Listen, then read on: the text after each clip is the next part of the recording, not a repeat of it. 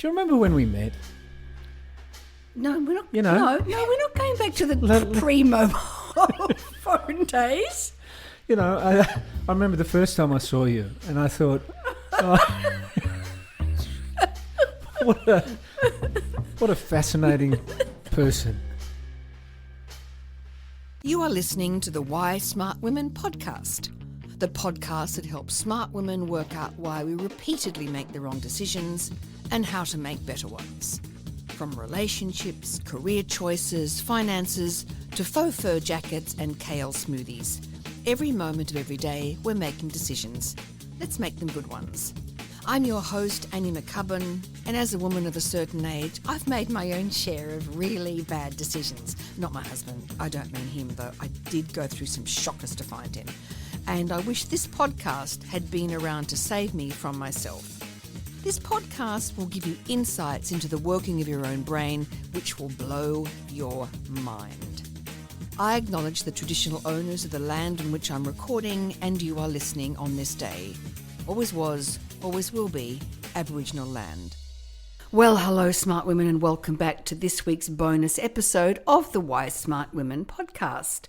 Today is Thursday, the 5th of June, and we are here recording on the northern beaches in Sydney, New South Wales, Australia, where it is very cold. It's most unusual. Oh, it's winter time, isn't it? It's winter time, I know. It's June already. I can't believe it. I know. There's something about Sydney siders. We always forget that here in Australia it does actually get cold. And then when it does get cold, it doesn't get properly cold. It's not like Canada cold. But it gets cold and then we're always surprised. And then we spend a lot of time talking about how cold it is. And the other thing is because it really only gets cold for about 3 months of the year, our houses are underheated.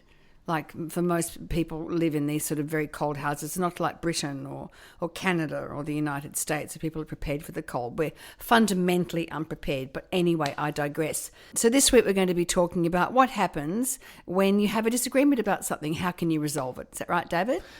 I think so. You're not talking about Saturday night, are you? Yeah. Look, I don't know whether I'm comfortable to talk about this. Yeah. Aren't you? No. Yeah. Well, I mean, I know where it's going to head. Well, excuse, that's Yo-Yo. That's Yo-Yo having a drink in the bowl. That sound. Thank you, Yo-Yo. Thanks. Well, you just have to talk about it because it's relevant. Yeah, but I'm worried that I'm going to come across as some dreadful mansplaining defensive nightmare here. Who just causes you trouble. No, you won't. It was annoying though. What? No, it was a double banger. That's the trouble. Look, I just want to know whether this is a safe space for me to actually for me to actually share my actual perspective. Well, yes, but don't expect me to agree with your perspective. The authentic truth of it from my perspective. Oh my God! Stop talking about authenticity in safe spaces. I'll vomit. Oh. Anyway, can you see why? Can you see why I'm a little anxious? Yeah, I can. I wouldn't want to counter me either. Oh, but let's just talk about. Okay. Let's just talk about. There was 2 incidents that set me off. Yes. Incident one. What was that? Incident 1, Saturday night. Yes. So Saturday afternoon. No, hang on. Let's go back. Back. So we'd been invited to friends for dinner on Saturday evening about a month prior, with some old friends as well. And why did you accept that on a Saturday night? Well, what? Well, I told you at the time. I said you know that I play football on a Saturday afternoon. Well, and occasionally we have a fire, by the side of the pitch at the end of the game. Yes, that's lovely. Yes. So, but you often have play at 1 o'clock in the afternoon. This was at 7 o'clock at night. Okay, all right. Please continue. And anyway, at the time I did, it's like one of those scenes we've written. At the time I did say to you, we've been invited to dinner, and you said, all right. Well, I'm very agreeable. Anyway, then you said to me, you said, all right, I'm going to have a fire after the game. Yeah. And I said, so David plays over 45 soccer. Oh my God. Every week, nearly every week, someone breaks something. Anyway, so David then set off in the afternoon.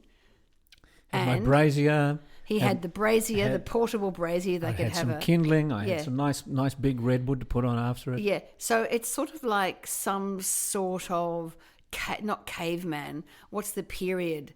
Sort of some Stone Age period. Yeah, it's fairly primal. Primal, where the men get together around a fire and chew after battle, and they've killed the beast, and then they're going to throw the beast on the fire and then rip off the legs and eat it. It's a bit like that, isn't it? With a goblet of wine. Not quite as brutal as that. We sit Did around, you have we goblets? Have a few bits. No, we had tinnies. And tinnies for those that and we had a barbecue in Australia. A tinny and we do sausages and. I was explaining about a tinny. All right, a tinny, for those of you who are not Australian born, is a can of beer. A can of beer. Oh, come on, that's not new news to anybody. You surely. don't know that. Okay. There's people that are listening to this that are in Israel. Okay. And Ghana. A can of beer. So instead of bottle. Tearing the legs off the beast that they've slaughtered, and we eat sausages. Eating it with a goblet of mead. We have beef sausages with tomato sauce. Yeah. So. And we talk about the game, and that's where we bond. That's where the males of the species, drop their masks, show up as human beings, and it's a very special moment. It's a very special moment. Yeah, and you don't want to rush it. Yeah, I'm getting tears in my eyes about the beauty of the moment that you had with the men. So do you talk about anything else but the game? Oh, yeah. Like what? Do you talk about geopolitical events? Or? I do. Are they like, shut up, David? No, I had a good chat with one of the other fellows in the team who happens to be a CFO, and we were talking about Trump's tariffs and okay, good. What the broader strategy was. Actually, towards the end of the evening, one of the lads decided to go there. Go where? Go where? To America? No.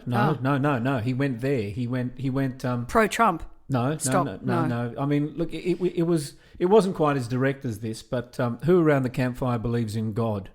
He was actually angling for a conversation around the existence of the Creator and what it meant. And did anybody? Well, he did. Who is that? Don't say. Yeah, there were some voices who were quite vehement in their rejection of the notion of the all-seeing, all-loving Creator. Yeah, I'm with those guys. Why would that all-seeing, all-loving Creator kill my sister? Well, I'm with them, and and this is the interesting thing. And then the explanation to that is generally, God works in mysterious ways. Well, so there you go. You look at this group of aging football tragics. And you'd think we don't talk about anything important, but there you are. The biggest questions were being posed. Biggest questions around the campfire with the sausages and the all right, and the anyway, asahi. So you had said in the afternoon that you would come to dinner later. Well, did you notice the way that I said the way that I said that? Say it now. I said, listen. It's the fire tonight, and I got that bit. I mean, I'll get there. I'll get there. Rising inflection. Hoping that you'd see through my covert communication and say, it's all right, sweetheart, don't come. But it's that right. would be bad, wasn't it? Because our friends really like you and we're looking forward to your attendance. It's not like we never see them, And well, that's an interesting point, isn't it? Because I think if you accept an invitation, you've got to go. You can't. Well, you just accepted the off. invitation. I asked you at the time. Remember, there's a standing rule, like don't organise social events on a Saturday night. There is no standing rule. There is a standing rule. I have not made that up. You have post-rationalised a standing rule. You've conveniently forgotten it. So from now on, from now on, no events on a Saturday night. That's the default. I'd like to say something about this right now. Right, okay. Right. Last week, we had a friend over, Julie, and she had said to me that her daughter's son had made a film, and would I like to come? I said yes, and she said, would David like to come? I said no, he wouldn't like to come because you don't tend to want to go to those things, and it was on a Saturday night. And then she came over here and said, would you like to come? And you said, yes, I'd love to. Yeah. And it's Saturday night. Look, so where's the standing rule gone? One of your favourite principles is that in good communications you've got to go from the general to the specific. Okay, so you have a general rule, a default rule, like don't organise anything on a Saturday night, to avoid those awkward conversations, right? Where you say, "Oh, look, you're babbling now." So what? I don't have to adhere to the what? That was a specific thing, whereas the dinner party wasn't. I can't believe you have forgotten the conversations where that I've had with you in years gone by, where I've said, "Please don't organise anything for a Saturday night." My point is, in the winter, you said yes to Julie last week to this Saturday night. Is that this Saturday night? Yes, David. Fuck's sake, it's this Saturday night. Oh, right, okay. Does she think we're coming? Yes, she does, because she's got a ticket for you, because after I had said you didn't want to come, you then said, yes, I'd love to come. Saturday night? Yes. Okay. All right. All right, what? Well, I'll be there. What? Because there's a ticket. That's like a formal thing. It's not like dinner. It's not like just showing up for dinner. Oh my God. Anyway, so let's go back to last Saturday night. I'm still worried. Yeah, you should be. So I'm at this dinner, and there's a table set for 9, and the host had said to me, what time will David come? And I said, I'm not sure. And he said, well, which is the right answer? Haven't finished yet. Well, but I'm just commending you on your handling of that moment. What time is David coming? I don't know. Because there's a fire. I didn't extrapolate on the fire. Anyway, that could have helped. I said if you'd mentioned the fire, then they might have said, I said that you were at a post-soccer fireside chat event with beer. That's all. Anyway, so then I said, I don't know. And then he said, oh, do you want to give him a ring? Because, we may as well wait. And I said, don't wait. Don't wait. Good. Again, terrific. And he said, well, can you just find out? So I rang you. Yeah. 11 times. 11 times? That sounds a bit excessive.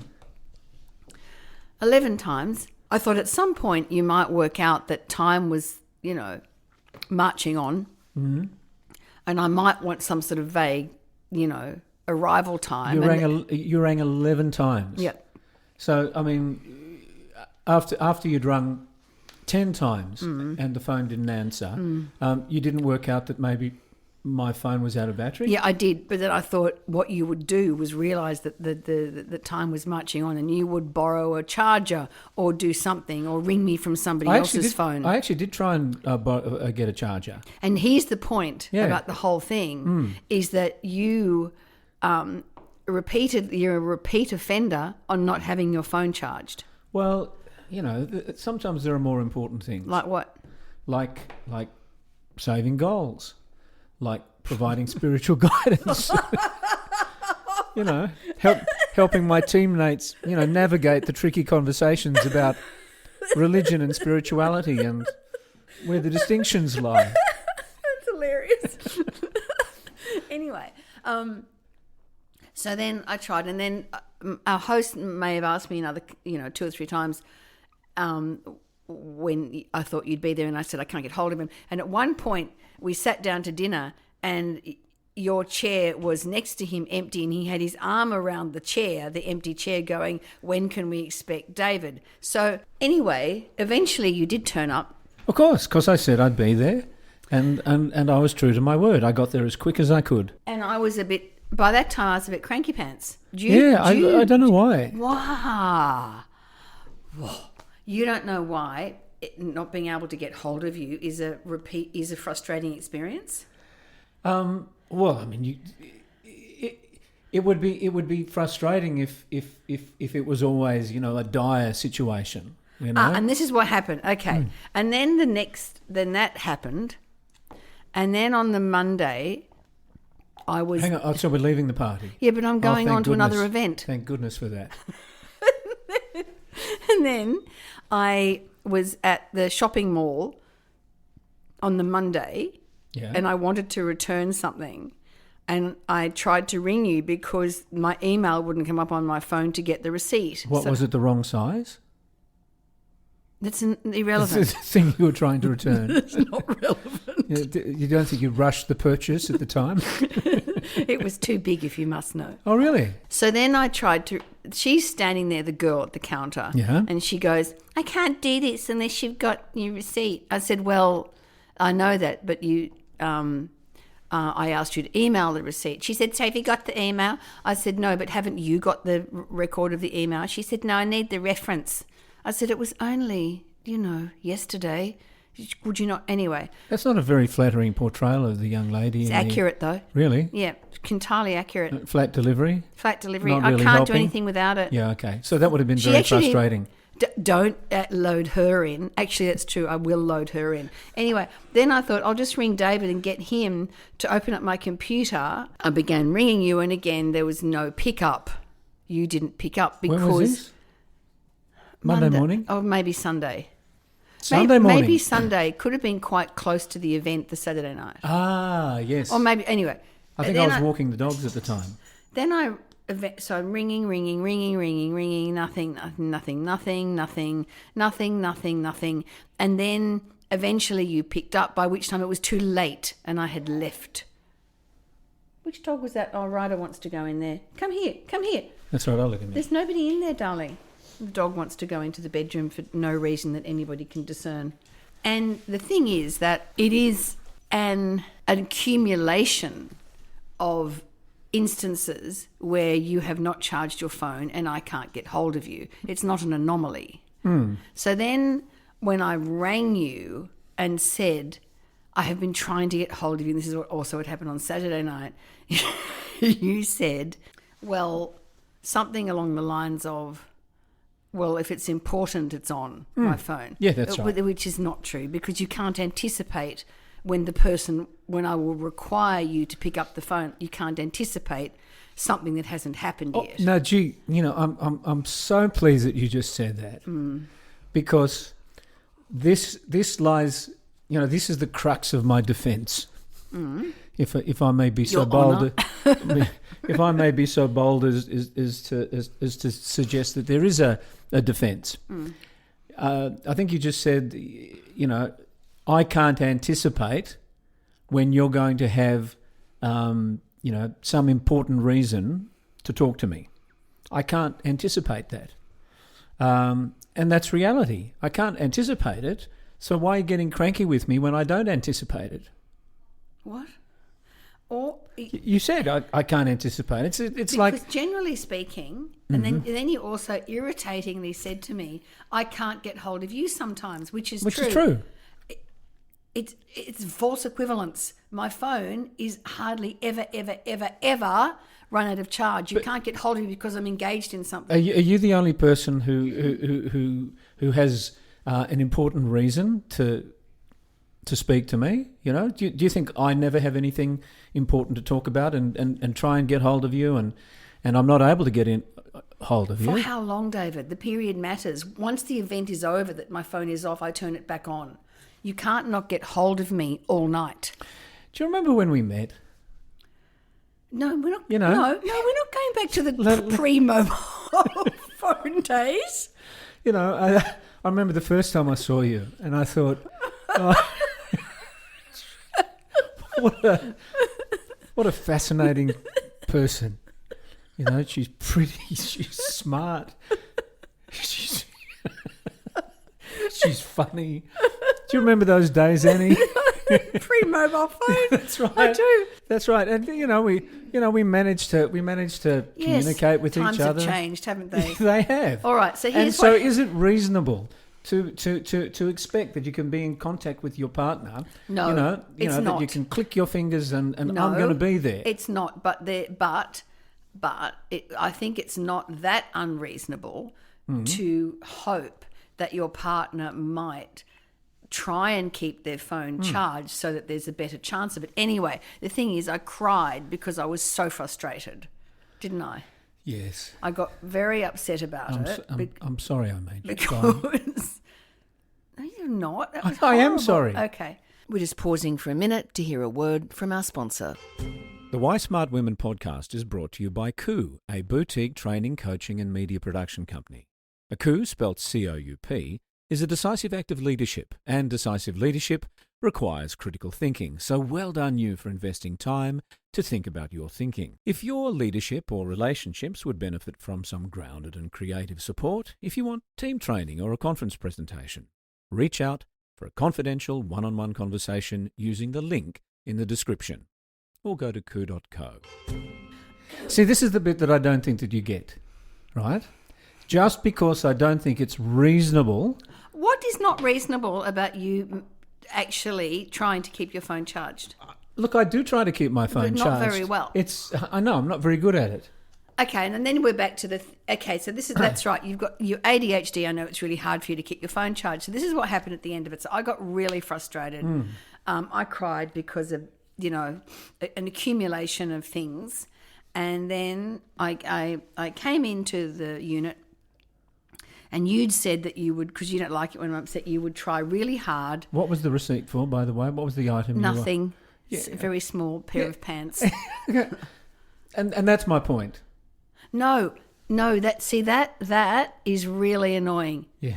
Okay, that's just really annoying, because then I have to, the whole thing devolves into the validity, right, of my request and trying to get hold of you. That's not the point. It's like you said, you were going to ring the host and say to him, it's not Ando's fault, maybe don't ask us often, which was an irrelevancy. That's a stupid place to put your focus. Okay. I mean, Trying to change other people's responses is just not remotely helpful. Yeah, but you're trying to change my response. This is the dynamic is between you and I. And you succeed. You do change my response, and this is the thing that I don't think that you do pick up, because even while I will take a somewhat defensive position, as has been, I think, a bit ingrained in my psychology. I probably am biased towards self-defense before, abject apology, because I think about it in functional terms. I can't rewrite Sunday morning and be on the phone so that I could get the receipt, so that you could, or Saturday night, so that you could return those pants that you. Can you stop talking about returning the pants? And I, if I'm late to the dinner, we got a good story out of it, didn't we? But I get that. Even though it looks like I am defending my position and saying that you're being unreasonable, the truth is that when you are emotional, that does have an impact. And, I do notice that my behaviour does change. I do want to do better. I know, even though and I'm not emotional that often, am I? It's not like I'm bursting into tears every 25 seconds. No. Well, no, not that kind of emotion, no. No, but I do get cranky. Yeah, you do. Yeah. So here's the thing that I thought to myself when I got home. Mm-hmm. I thought to myself that you do try to like, I know that.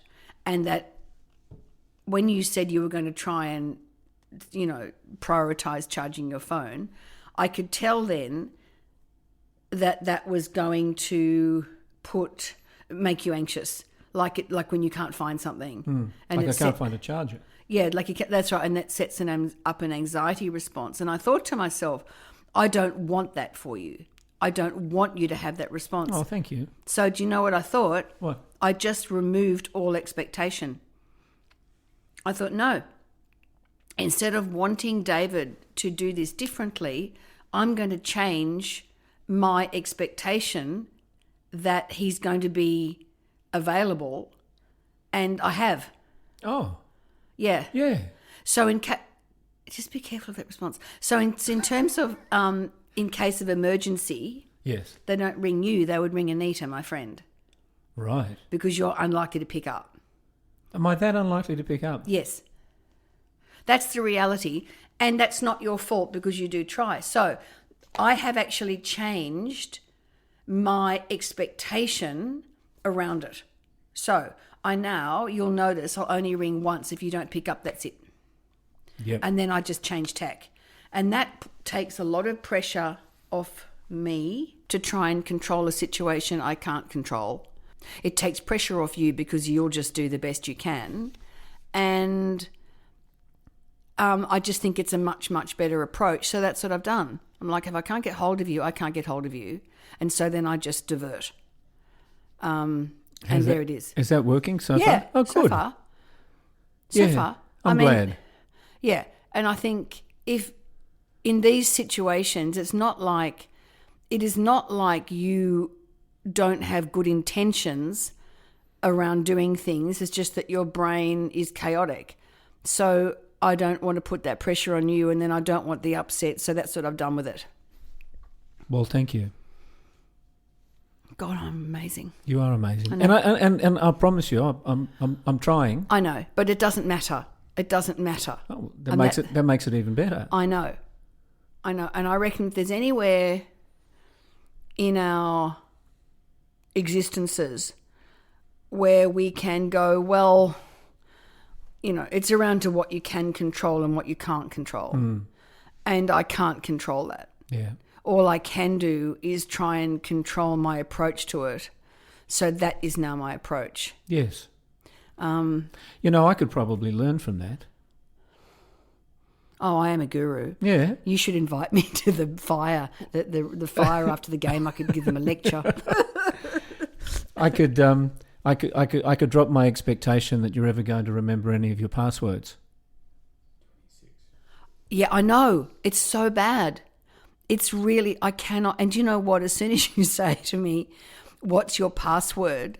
I get that trill of anxiety because I never know it. Yeah, that's the feeling. That's the feeling that I get when you say, "Didn't you get my call?" Yeah, I know.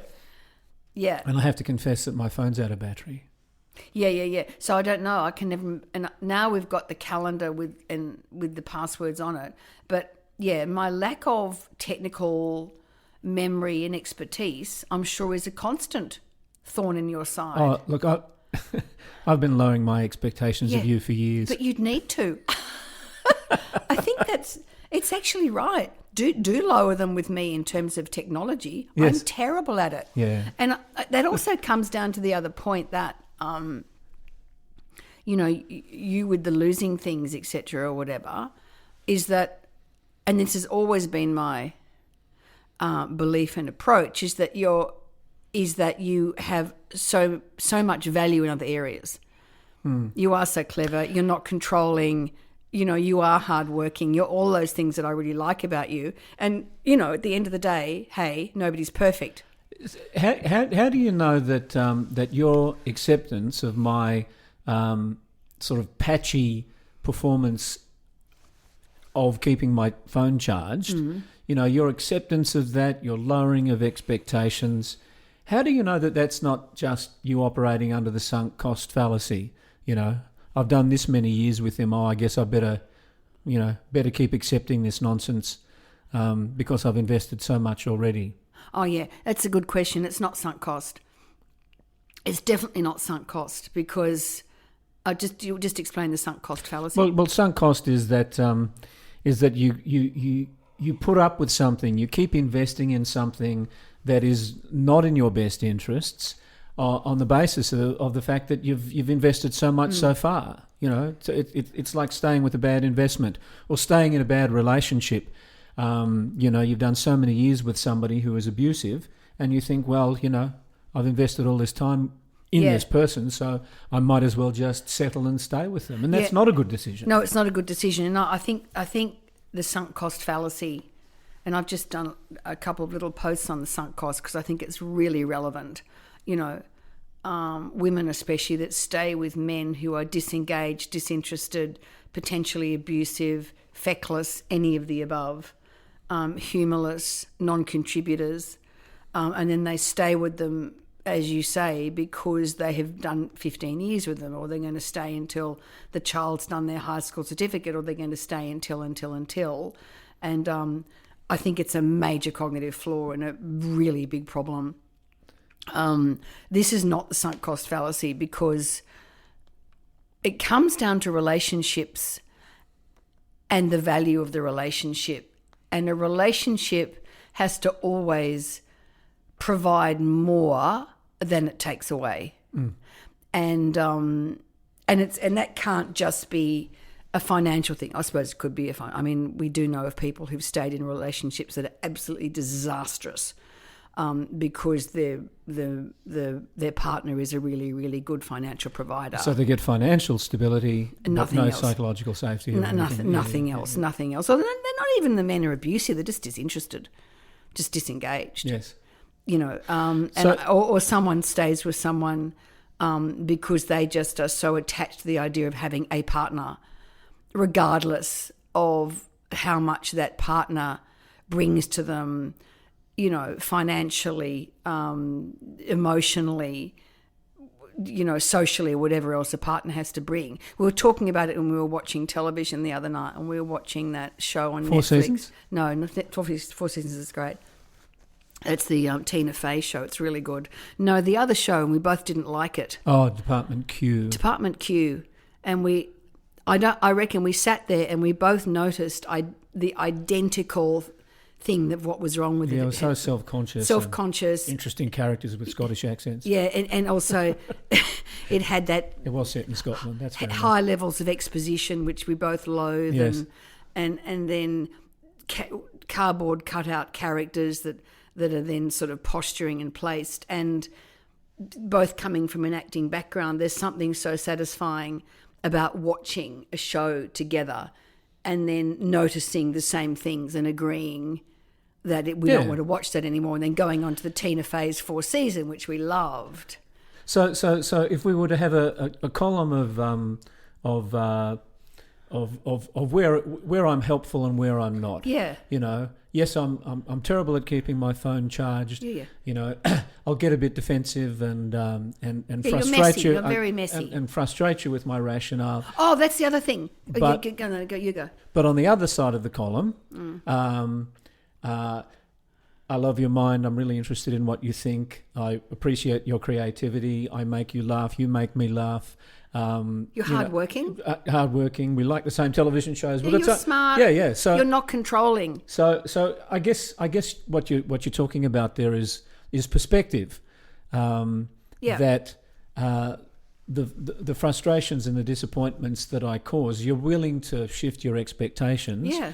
Because it's not so much a sunk cost; it's less important than the good stuff that's going in the other directions. It's not sunk cost. And I honestly, when I had that moment, it was almost revelatory, because I think trying to control something is so tension producing. And I stood here and I went, I'm just letting it go. And you know what? It's the same as the second bedroom. Yes. It's a mess in there because you're chaotic, right? You're chaotic. Oh, what? Fucking God. Because it's a big... There's a reason for that. See, I'm being true to form. I've gone to the template. Yeah, it's chaotic in there. And now what I do... It's a bedroom, it's a studio, it's a workplace. It is. And I can keep the rest of the flat wardrobe. in order. And now, what? What you say that like you're the only one who does anything to keep the flat in order. No, I know you do, but I'm much more interested in neatness than you. Come on, David. Okay, all right. Yeah. David. Right, so the thing is, now I go, well, it's not going to get, it's fine. Just don't look at it. It's great. Yeah. And I think that honestly, it's made quite a big difference in the available space I've got inside myself. Yeah, great. And so there you go.